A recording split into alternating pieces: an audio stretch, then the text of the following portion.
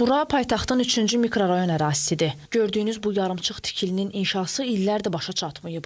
Elə qaynar xəttimizə müraciət edən vətəndaş Elmirə Zülfüqarovanın da gileyi bu məsələ ilə bağlıdır. Müsahibin vəfat edən həyat yoldaşı Telman Zülfüqarovun 1985-ci ildə Kənd Təsərrüfatı Nazirliyində çalışdığını və həmin ildən də mənzil növbəsinə dayandığını deyir. Onun sözlərinə görə Kənd Təsərrüfatı Nazirliyi sözügedən yarımçıq tikildən onlar üçün mənzil ayırıb. Lakin illərdir inşası başa çatmadığına görə hələ də mənzil sahibi ola bilməyiblər. Nazirliyə müraciət edən müsahibimə isə səbəb kimi inşanı davam etdirmək üçün yetərli imkanlarının olmaması göstərilib.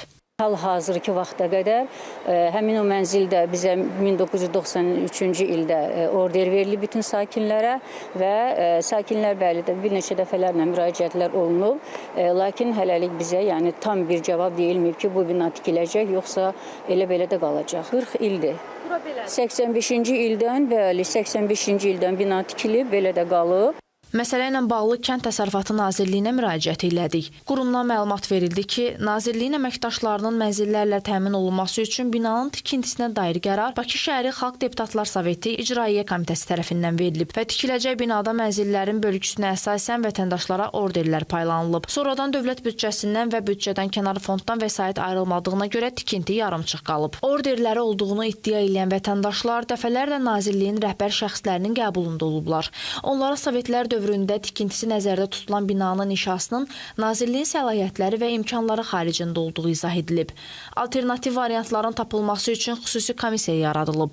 Kənd Təsərrüfatı Nazirliyindən o da qeyd olunub ki, komissiya 1987-ci ildə tikinti üçün ayrılmış ərazinin hazırda şəhərsalma standartlarının tələblərinə uyğun olmadığı qənaətinə gəlib. Eyni zamanda vətəndaşlara hazırda çoxmərtəbəli yaşayış binasının tikintisi üçün Nazirliyin balansında şəhərsalma tələblərinə uyğun torpaq sahəsinin olmadığı barədə məlumat verilib. Bu kimi hallarla üzləşən vətəndaşların nə etməli olduğunu aydınlıq gətirmək üçün hüquqşünasa müraciət elədik.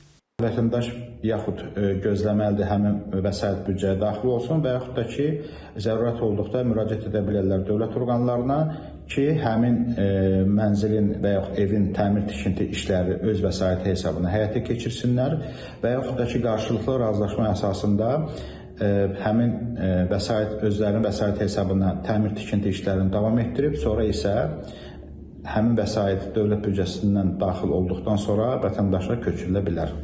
Görünən odur ki, yarımçıq qalan binanın sakinləri ya öz vəsaitləri hesabına tikintini başa çatdırmalıdırlar, ya da bu binadakı mənzillə bağlı ümidlərinə son verməlidirlər.